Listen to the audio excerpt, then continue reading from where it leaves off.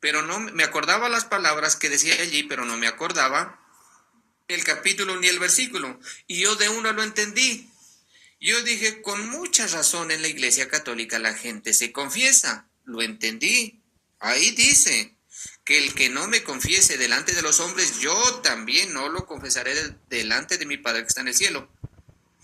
Entendí de una que sí se refería al sacramento de la confesión y había sido cuando yo ya volví a estudiar y está escrito en San Mateo capítulo 12 versículo 32, San Lucas capítulo 12 versículo 12 en adelante.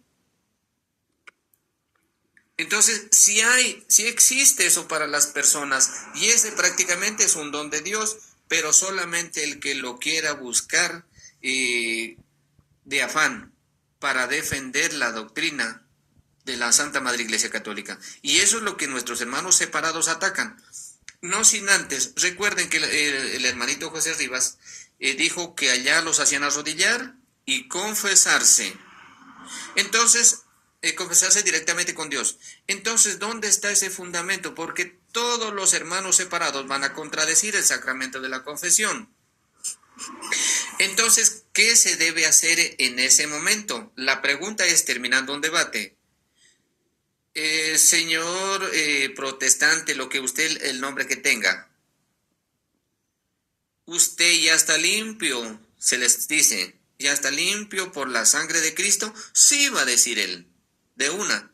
Ah, bueno, entonces como dice que ya está limpio por la sangre de Cristo, entonces me voy a 2 de Timoteo capítulo 3 versículos 5 y 6 en adelante, donde dice que estos son los que se meten en las casas y se llevan cautivas a las mujeres, que se dejan llevar por toda clase de pasiones y se van cargadas de pecados.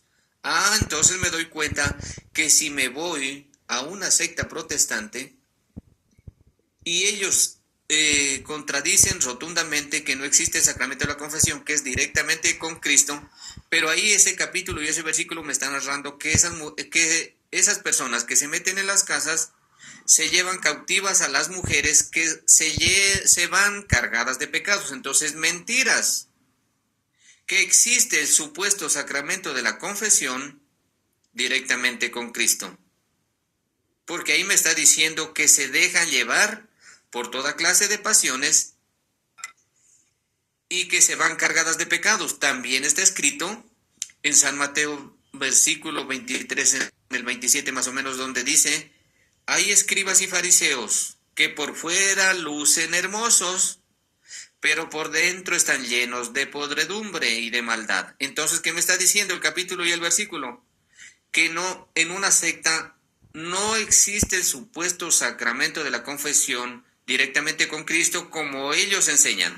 Y con eso se les derrumba las mentiras. Adelante. Sí, otra cosa, hermanito, me pasó el fin de semana pasado fue que como mi mamá es mormona y yo todavía tengo una hermana, bueno, varios familiares que todavía son de la luz del mundo, pero tuve una reunión con ellos y a mí me sorprendió que mi mamá defendiera la postura que ahora yo defiendo de que las personas que mueren en gracia cuando mueren están vivos, o sea, el alma está viva y va a la presencia de Dios. Entonces, mi hermana, ella sí, ella defendiendo la idea que le han enseñado de que los muertos muertos están y nada saben y que están esperando hasta cuando para la venida de Jesucristo van a ser levantados. Entonces, me sorprendió porque ella es de la iglesia de los mormones, entonces no sé si es que también ellos enseñan algo similar a la iglesia católica. Adelante. Muy bien, hermano querido. Cuando un hermano protestante, llámese mormón, testigo de Jehová, porque toditos enseñan, es rarito el que enseña alguna cosita distinta. Lo demás, llámese mormón, testigo de Jehová, llámese adventista del séptimo día, tienen Son todos unidos a una misma doctrina. Cada quien anda con el Éxodo 24 para arriba y para abajo. Y Hechos 2:38. Y Marcos 16:15. Cada secta va a andar con esos capítulos. Solamente los mormones tienen un librito. Y ese librito, ellos se basan en eso. Pero Gálatas 1, capítulo 1, versículo 6 dice mal, aun cuando uno de nosotros viniera a evangelizarlos de manera diversa, caiga bajo maldición si solamente hay un solo evangelio. Ese es un capítulo de los morones que se los debe enfrentar con Gálatas 1:6. El resto, lo demás, todo es fácil. Pero la base más importante, cuando un hermano protestante dice que se va a Eclesiastés, y lo vamos a leer, que es 9:5. Yo no sé dónde está ahorita ese en Eclesiastés, capítulo, aquí está. Ah, no, aquí es Ezequiel. No sé si la hermana Lluvia me da permiso para explicarlo esto. Sí, señor Héctor, adelante. Bueno, entonces les voy a explicar qué significa lo que leen los hermanos protestantes que se van a Eclesiastés, capítulo 9, versículo 5, pero yo voy a leer, la escala de esto es un poquito demorosita, pero para que el hermano José Rivas se instruya en esta parte. Póngale mucha atención, hermano José Rivas.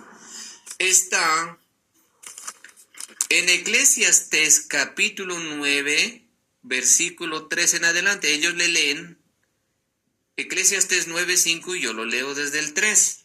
Vamos a leer todos los contextos de esto. Entonces esto es un poquito demoradito, hermanito. Pero sea copión. En primer lugar, sea copión. Escúcheme. A lo que yo voy a enseñar para que usted le enseñe a su hermana y ojalá algún día ella salga del error. En Eclesiastés capítulo 9, versículo 3, que los protestantes tanto leen y no entienden, lo voy a explicar tal y como está. Dice, hay un mal en todo lo que se hace en esta vida, que todos tienen un mismo final. Aquí donde dice todos tienen un mismo final, se refiere a la muerte. Sí se refiere a la muerte en primer lugar. Además, el corazón del hombre rebosa de maldad. La locura está en su corazón. Toda su vida y su fin está entre los muertos.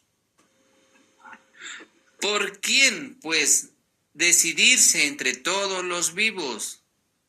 Hay esperanza, pues. Vale más perro vivo que león muerto.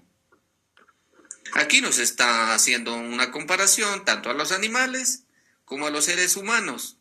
Pero aquí es donde viene la enseñanza. Cópieme a lo que yo voy a decir y usted va a enseñar lo mismo. Vale más perro vivo que león muerto. Eso está escrito aquí.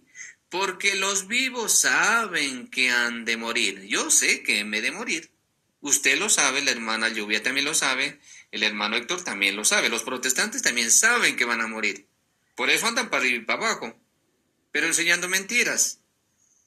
Vale más perro vivo que león muerto, porque los vivos saben que han de morir, pero los muertos no saben nada.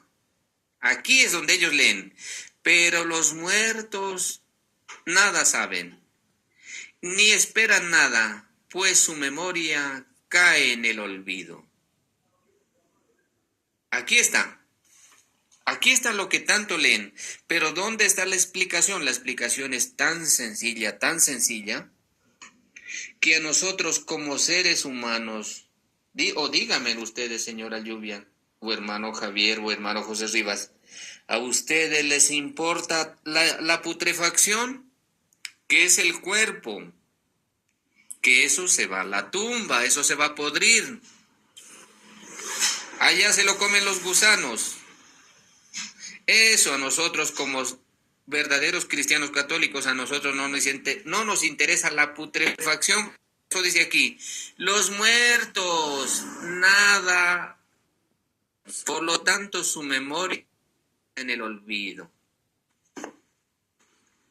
Eso lo sabemos nosotros y es enseñanza de la Iglesia Católica. Los muertos nada saben. Es verdad que los muertos nada saben.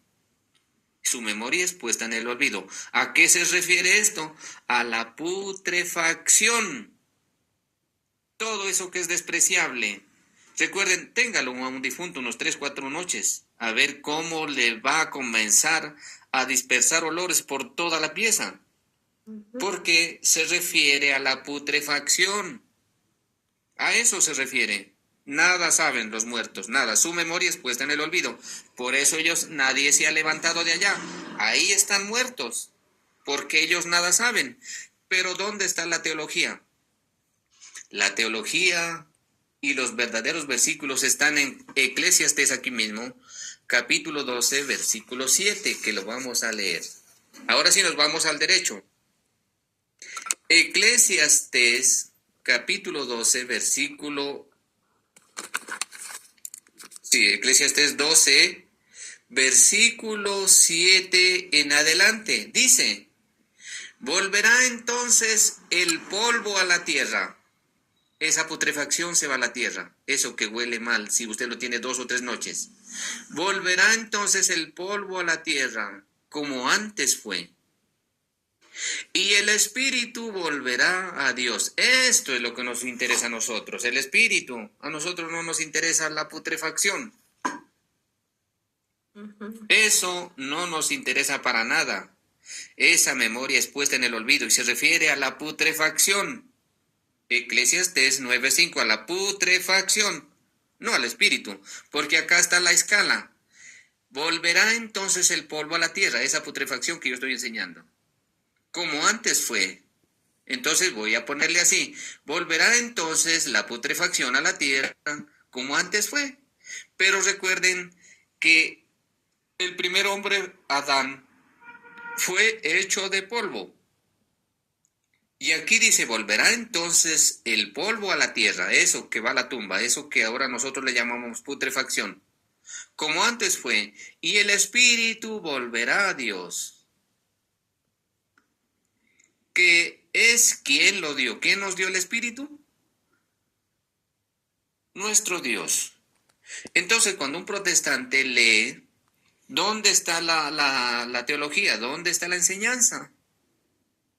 Que eso, que es putrefacción, a nosotros no nos interesa para nada, nada, nada. A nosotros nos interesa el espíritu, que es el que va a Dios. Y es el espíritu el que da vida. Ahora nos vamos. La escala de esto está en 1 Corintios, capítulo 15, versículo desde el 29 en adelante. 1 Corintios 15 en adelante. Con esto se les tapa la boca a los mentirosos de los protestantes, que dicen que los muertos nada saben. A nosotros no nos interesa, valga la redundancia, la putrefacción, eso no. 1 Corintios capítulo 15, versículo 29 en adelante.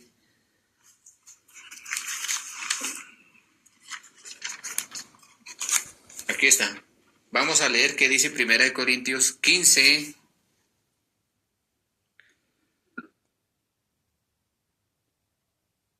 El 9 en adelante, sí. Dice así, si no hay resurrección, ¿qué sacan los que se bautizan por los muertos? Si no hay resurrección, ¿qué sacan los que se bautizan por los muertos? Si en definitiva los muertos no resucitan, ¿por qué se bautizan? Aquí está regañándonos la palabra de Dios. ¿Por qué se bautizan entonces? Entonces, ¿para qué nos sirve el bautismo? Para entrar al reino de los cielos. El bautismo es la base fundamental de que las puertas del cielo se nos abren. Y está en Gálatas capítulo 3, versículo 27. Cuando somos bautizados, pertenecemos a Cristo, somos de Cristo, herederos de Cristo, y recibimos las promesas de Cristo. Y el bautismo nos salva, y también está escrito en 1 de Pedro capítulo 3, versículo 19. Entonces aquí nos está haciendo una comparación. Si no hay resurrección, ¿qué sacan los que se bautizan por los muertos? Si en definitiva los muertos no resucitan, ¿por qué se bautizan? Por los muertos. Si los muertos no resucitan, ¿por qué se bautizan? Por ellos. Y nosotros, porque nos exponemos al peligro a todas horas. Entonces el sacramento del bautismo sí es tan importante, tanto en el niño como en el adulto, porque aquí dice que nos exponemos en peligro a todas horas. Entonces por eso es importante el bautismo desde bebé, aun cuando de eso no estamos hablando. Pero aquí algo me están hablando del bautismo. Porque nos exponemos al peligro a todas horas. Que cada día muero. Hermanos, es tan cierto como el orgullo que siento por ustedes en Cristo Jesús, nuestro Señor. ¿Qué he ganado si por los motivos humanos en Efeso luché contra las fieras? Si los muertos no resucitan, eso dicen algunos, incluso algunos católicos, si los muertos no resucitan, comamos y bebamos que mañana moriremos. Nos está poniendo una comparación que algunos católicos dicen esto. A la final mañana ya muero, comamos y bebamos. Aquí dice el versículo 33, no se dejen engañar las malas compañías, corrompen las nuevas costumbres. Vuélvanse a su sano juicio como conviene y dejen de pecar. En efecto, hay algunos de ustedes, esos son los protestantes, hay algunos de ustedes que no tienen conocimiento de Dios. Para su vergüenza de ustedes lo digo. Esos que andan con Eclesiastés 9:5, que son los protestantes, que dicen que los muertos nada saben. Se refiere a ellos. Hay algunos de ustedes que no tienen conocimiento. Dice aquí, esto no lo inventé yo. Hay algunos de ustedes que no tienen conocimiento de Dios. Para su vergüenza de ustedes lo digo, está hablando el apóstol Pablo, inspirado por Dios. El versículo 40. Asimismo, hay cuerpos celestes y cuerpos terrestres, pero el esplendor de los cuerpos celestes es uno.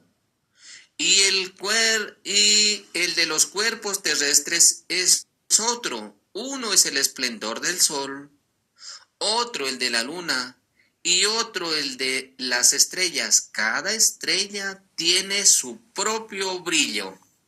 ¿A qué se refiere esto donde dice cada estrella tiene su propio brillo? Si usted trabajó por el bien de evangelizar, tendrá un puesto de honor en el cielo.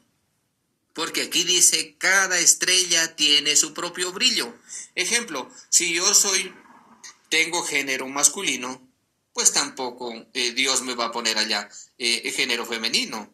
O si el género femenino va a tener género masculino. No, eso no se refiere a eso. Cada estrella tiene su propio brillo. Recuerde que eso significa también a las buenas obras que hayamos hecho aquí. Ahora sí me voy a ir con lo más importante y lo más fundamental. Y aquí es donde me encanta. Cada vez que lo leo, el alma se me vuelve al cuerpo porque nosotros no nos quedaremos, como los protestantes enseñan, dormidos. Aquí viene lo más importante. Así sucederá también con la resurrección de los muertos. Lo que se siembra en corrupción, lo que se siembra en corrupción, resucita en incorrupción. Lo que se siembra en incorrupción, eso es la putrefacción.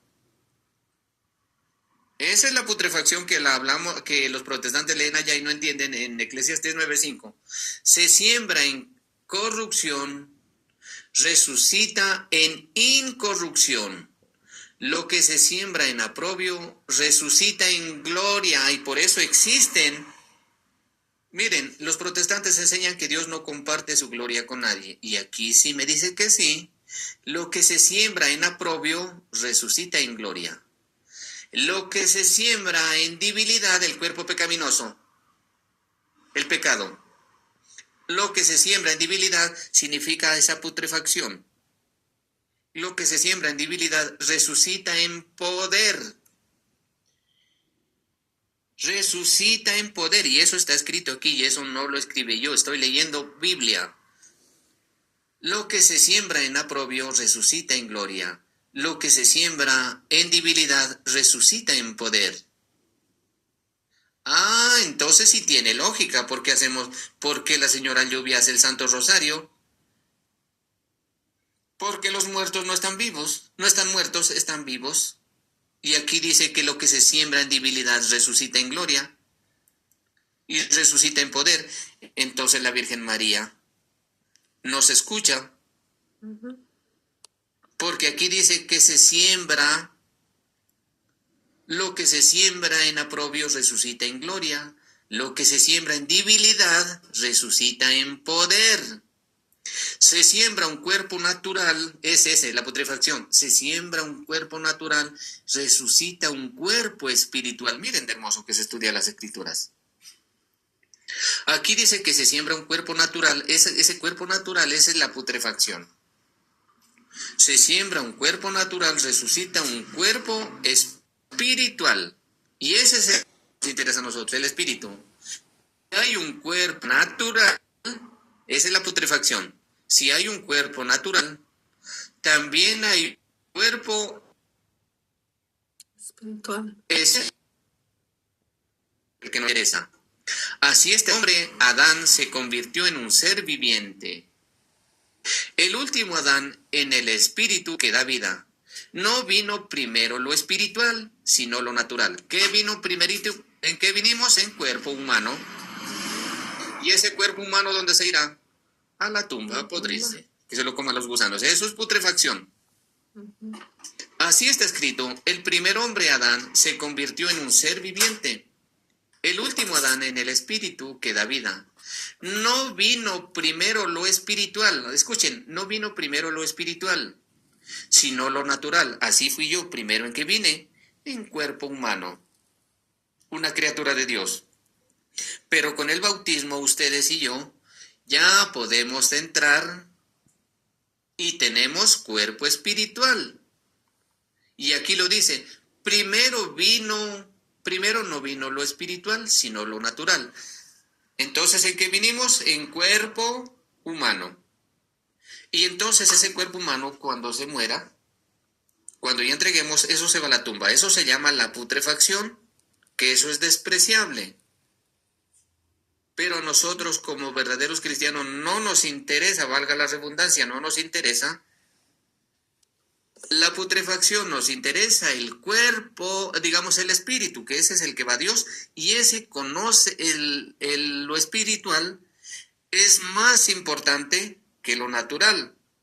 Y por eso aquí dice que se siembra, lo que se siembra en corrupción, lo que se siembra en oprobio resucita en gloria, lo que se siembra en debilidad resucita en poder. Ah, entonces, por ahí en otro capítulo y en otro versículo dice que seremos semejantes a Él. Entonces, ¿dónde queda esa falsa doctrina de los protestantes que dicen que los muertos nada saben? ¿Por qué? Porque ellos no leen una escala completa. Y por eso, hermanito José Rivas, lo invito a estudiar todas las citas que hablen de esto. Y entonces usted se puede fundamentar. Yo ahorita ni siquiera necesito, y de esto tengo muchísimo material para explicarle. Pero entonces resulta que la gente se cansa. Porque escucharlo hablar a uno y a uno y a uno. Y los demás también quieren hablar. Entonces, sí es verdad, yo también acepto que a uno lo escuchen.